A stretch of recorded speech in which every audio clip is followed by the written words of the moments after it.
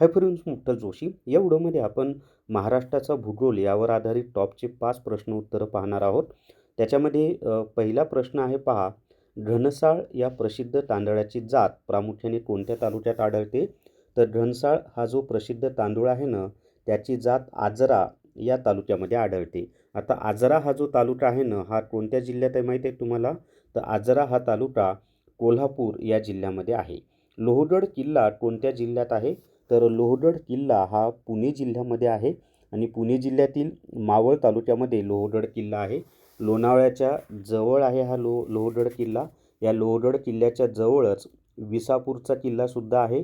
लोहगड गडाच्या पायथ्याशी किंवा अगदी जवळ भाजेच्या लेण्यासुद्धा आहेत आणि लोहगडापासून एक 4 ते 5 किलोमीटर अंतरावर कारल्याच्या लेण्यासुद्धा प्रसिद्ध आहेत, ज्या ठिकाणी एकविरा देवीचं मंदिरसुद्धा आहे. भारताने नामिबियापासून आणलेले चित्ते कोणत्या राष्ट्रीय उद्यानात ठेवले आहेत?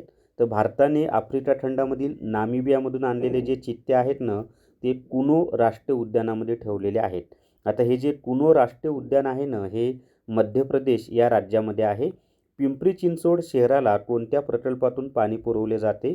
तर पिंपरी चिंचवड शहराला पवना हा जो प्रकल्प आहे तिथून पाणी पुरवलं जातं आणि पवना जे धरण आहे ते पुणे जिल्ह्यातील मावळ तालुक्यामध्ये आहे.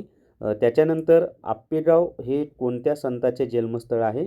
तर आप्पेगाव हे संत ज्ञानेश्वर महाराज यांचं जन्मस्थळ आहे आणि हे जे आप्पेगाव आहे ना, हे छत्रपती संभाजीनगर जिल्ह्यातील पैठण तालुक्यामध्ये आहे. त्याचबरोबर संत ज्ञानेश्वर महाराजांची संजीवन समाधी देवाची आळंदी या ठिकाणी आहे आणि आळंदी इंद्रायणी नदीच्या तीरावर आहे. जर तुम्हाला चालू घडामोडी ई-बुक घ्यायचा असेल तर प्ले स्टोअरवरून विठ्ठल जोशी ॲप डाउनलोड करा आणि चालू घडामोडी ई-बुक विकत घ्या. फक्त 100+ GSTमध्ये हे ई-बुक उपलब्ध आहे आणि याच्यामध्ये 1 जानेवारी 2026 ते 31 डिसेंबर 2026 पर्यंतच्या चालू घडामोडी दिलेल्या आहेत.